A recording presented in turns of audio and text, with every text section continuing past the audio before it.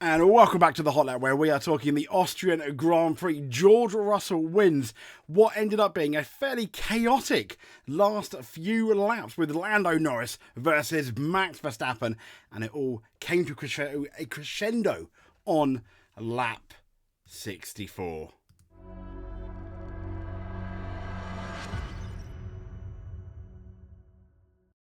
So here is your result. We had George Russell ended up winning by 1.9 seconds from Oscar Piastri. Yes, wasn't that a result? That would have been quite strange with Sainz third. Had you clicked off about 2/3 the way through, then came back at the end. Hamilton a disappointing fourth. Verstappen fifth. Yeah, what is Verstappen doing in fifth? I imagine you probably know. If not, we'd most certainly be talking about it. Hulkenberg in sixth. Perez a very disappointing seventh. Magnussen in eighth. A double points finish for Haas. I mean, how good is that? Ricciardo in ninth. Well done, Danny Rick. Gasly in 10th. Leclerc 11th. Ocon 12th. Stroll in 13th. 14th was Tsunoda. 15th was Albon. Disappointing for Williams. Bottas in 17th. Alonso a lap down in 18th. Sargent in 19th. And Norris in 20th.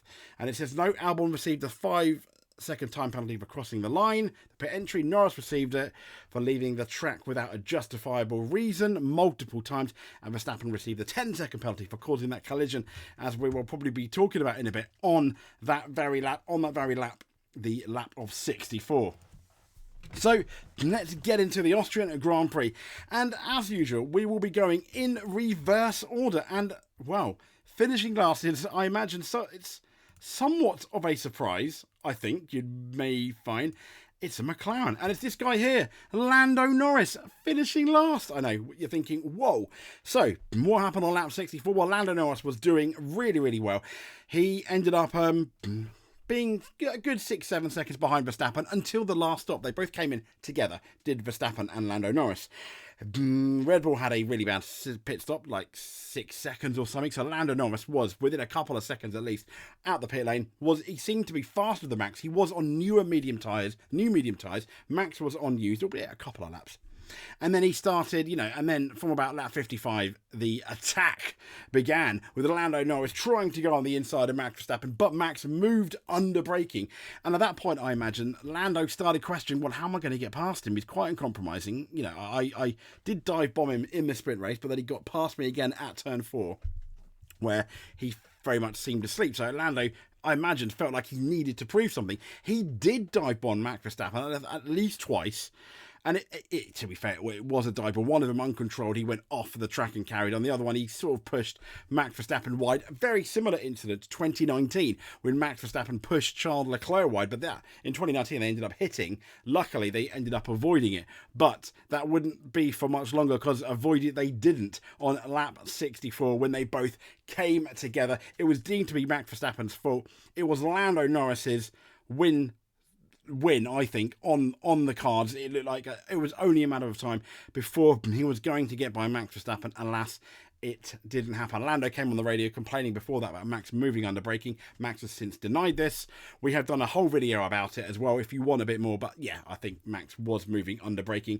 Lando Norris, the man that should have won the 2024 Austrian Grand Prix, I don't think he did that much wrong. He definitely was our driver of the race. Yeah, we're starting with our driver of the race that finished last. Imagine that. But yeah, driver of the race was Lando Norris. So I just want to say well done, Lando Norris, for getting driver of the race. That's going to be absolutely no compromise or no consolation really for ultimately what happened. But finishing 19th, 2 laps down, is this guy Logan Sargent. He did out-qualify Albon in the sprint race. He was looking good, but then he looked like Logan Sargent again. So yeah, oh dear.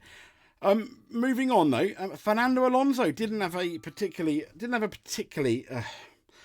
great race, let's say, by finishing 18th, 1 lap down, not particularly very good.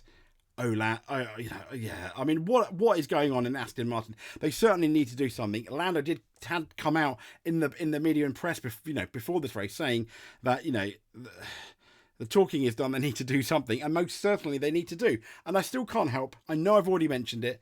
Fernando Alonso. What is going on? Ever since he signed that deal, he's been absolutely nowhere. Stroll has beaten him at times. Sometimes he has beaten Stroll, but he hasn't been the same Fernando, seemingly. So next up is Zhao Guanyu, finishing 17th again. Yeah, I guess kind of where you kind of expected Sauber to be, because his teammate ended up finishing just one place ahead of him in 16th. So once again, a disappointing weekend for the Sauber Audi team. I wonder what Hulkenberg is thinking, because Haas are scoring at the moment. Sauber aren't. Are they going to be improving much next year? I don't know, but it's going to be interesting. So from there, we go to Alexander Albon, who finished 15th. I think that's about as good as the Williams was going to get. They didn't seem too great around here, but, you know, they were like the best of the bad bunch, I guess you want to say. So, yeah, fair play to Alex Albon. Next up, though, we've got the first of the RBs.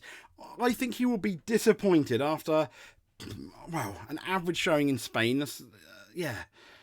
And the go faster bits, the upgrades they put on the car, haven't gone so well, particularly for Yuki Tsunoda. So, yeah, I think he will be disappointed that he didn't really get too close to Daniel Ricciardo in the race. So I don't know if he's going to be turning that frown upside down, but he's got a week until Silverstone. So fingers crossed. Next up, we have Lance Stroll. Finishing 13th, once again, out the points. Really, really disappointing, I think, for Aston Martin.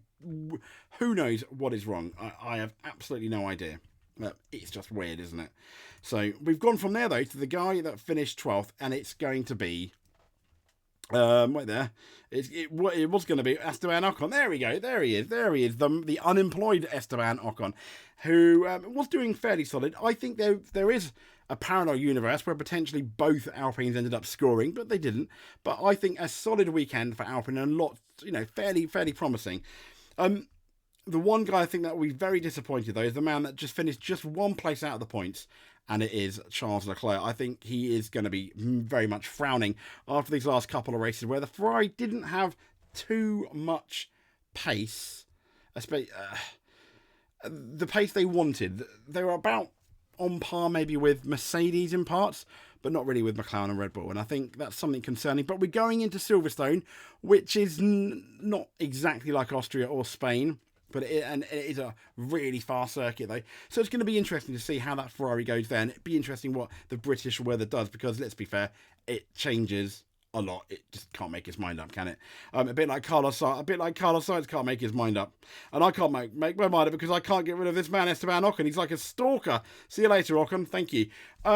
So next up, we've got the man that finished in 10th, and it was Ocon's teammate Pierre Gasly. So well done, Pierre Gasly. A really solid result for Alpine. He's there you go. He's justified Alpine's, I think, two-year deal that he's got now. So I think he's going to be making Alpine very happy. But also, I think one of the happiest guys coming out of the Austrian Grand Prix weekend was this guy. Under pressure going into the weekend. Liam Lawson's going to take your job by the end of July. Well, he needed a good weekend. He needed a solid result. And he got one. 9th. Yeah, you can make an argument. If it wasn't for... It would have been 10th maybe. Had Norris not gone out. But he still would have scored a point. And he beat Yuki Tsunoda. That's the most important thing. Yuki Tsunoda, we know, is now signed up for next year. If he keeps doing that, he's going to potentially keep his drive. But then what's going to happen to Liam Lawson? Yeah, I mean, that's the big one, isn't it? That's the big question mark. But I think Ricciardo did exactly what many of his fans wanted him to do and had a solid showing at the Austrian Grand Prix. I don't think you can take anything more away from that. So we've got, though, Mr. Magnussen finishing 8th. Yep, absolutely brilliant for Haas. I was really happy. Both of them in the points. I think that's their best result of the year. Absolutely happy for Kevin Magnussen. There was a moment, wasn't there? They were both fighting each other. They suggested saving tyres. Kevin was like, no, mate. No, thank you very much. And then they just carried on. So the man that finished 7th, yeah, we're going to have to talk about him again. Sergio 54.6 seconds. Behind George Russell, who wasn't even the guy that was meant to win the race. It was Lando, Norris and Max Verstappen that were ahead of George Russell, fairly significantly ahead. Like we're talking, over 10 seconds ahead, I think, at the time, if not, a bit more. But Sergio Perez, I mean, yeah, qualifying wasn't particularly great for the sprint or the race, and then he goes and just finishes a well, not even an average, a disappointing 7th. But this is the guy that Red Bull have signed for next year. Is it a 1+1 deal? No one really knows. I think, yeah, okay. So, the man that beat Sergio Perez should have a massive smile on his face. He beat arguably the first or second fastest car around the Red Bull ring, and that was Nico Hülkenberg. Well done, Nico Hülkenberg. I mean, yeah, well played. Well played, Hülkenberg. He finished 54 seconds, I think, in the end, ahead of Sergio Perez. So he's going to be really happy. And I think Haas are going to really miss him when he goes to Sauber. Having said that, there are rumours that Ollie Behrman's going to be there. But I would like to think, what is Nico thinking about Sauber at the moment? The Sauber Audi that were one of the slowest cars down in Austria. Yeah. So I think that is... I'm so happy for Haas. I was grinning and massively thumbs up. But the man that finished just ahead of him, I don't think too many people were happy about, is Max Verstappen. So, yes, a disappointing race for Max Verstappen. You started pole, you led for most of the race, and then came lap 64. Lap 55, he did move under the braking zone. To be fair, Max has had his say, and he said, no, I didn't move under the braking zone. Anthony Davidson did a really interesting piece on that, where he looked at it and was like, no, surely Max Verstappen did move under the braking zone, otherwise there's no way he would have made the corner on lap 55, where Norris, was like, I'm going to go past, and then Max was like, no, you're not, I'm going to move. And then Norris did dive bomb Max, which Max said it was quite aggressive. Having said that, that is a move that Max has done in the past, but yes, he's right, it was aggressive. And then came lap 64, where Max uncompromisingly came together with Lando Norris. It was deemed to be Max's fault. He got a 10-second penalty, albeit that didn't really do that much because he still finished 5th and got the fastest lap. Got a point for fastest lap. So, yeah. The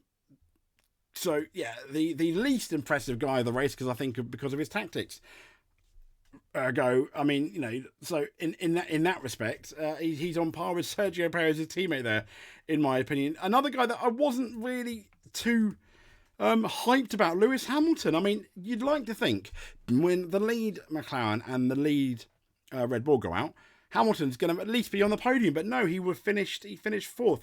Really disappointing race where he himself just admitted he did not have the pace.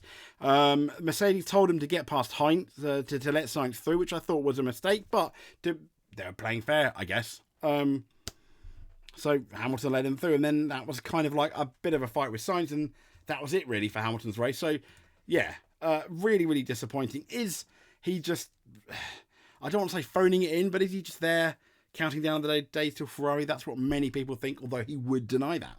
Next up, we have got the first of our podium finishers, Carlos Sainz. Yeah, really solid race from him. Yeah, much better. I mean, he finished... Piastri ended up passing, didn't he, with an absolutely fantastic pass, but he finished 3rd. And I don't think, realistically, given what happened in the race, I don't think you could have expected much more. So, fair play and well done to Carlos Sainz. And fair play, well done to Oscar Piastri. He got that time rightfully deleted in qualifying. McLaren did appeal, but he was over the line. Rules are rules. And then Oscar had to started a bit further back, other than 3rd. Otherwise, I think he would have won. And he was faster than George Russell. He finished just 1.9 seconds behind him. When I think he passed Sainz, he was just shy of 3 seconds behind Russell. But you always felt that Russell had it in control. And I think second, where he started, was the best he could have done. Had he not crossed that line and that lap stood, it's by the by because he didn't, but I think he probably would have won the race in the end. Not quite as fast as Lando Norris as we saw on the sprint, but still, I think he's got to be really happy with that result. A really solid result. But the winner, chicken dinner, George Russell. Congratulations to you, George Russell, on winning the Austrian Grand Prix, your 2nd victory. He even said himself that Toto came on the radio and he was so loud that it nearly scared him off the track to have a crash when he took the lead. George, you could do this, and did it? He did. And what's interesting and what's really good about it is he deserved it. Yes, the seas parted because of the Lando, Norris, and Verstappen thing. Arguably, you could say Norris deserved it more, but George Russell he put himself in the position, ahead of Piastri and Sainz, to win the Grand Prix if something happened, and happened it did. And for that reason, a massive congratulations to George Russell on winning your second ever Grand Prix, your first Grand Prix in Europe. Massive, massive thumbs up there. So that's pretty much, I think, a fairly quick Austrian Grand Prix review where we talk about our winners and losers. We do have a full rundown, a full breakdown, sorry, of our opinions and what was being said about the Lando Norris Max Verstappen fallout as well. And we've got a little interesting debate with ourselves, I'd imagine, about whether Max Verstappen is indeed a villain or not video. And then onward to the British Grand Prix. So like and subscribe. That would be fantastic if you could. If you do one of them, that's great. You are a world champion. If you like and subscribe, you are a multiple world champion in our eyes. If you made it to the end as well, that's fantastic too. Thank you very much. Thank you so much for watching what ended up being a fairly entertaining yet controversial and much to talk about Grand Prix. We'll speak to you soon. Thank you.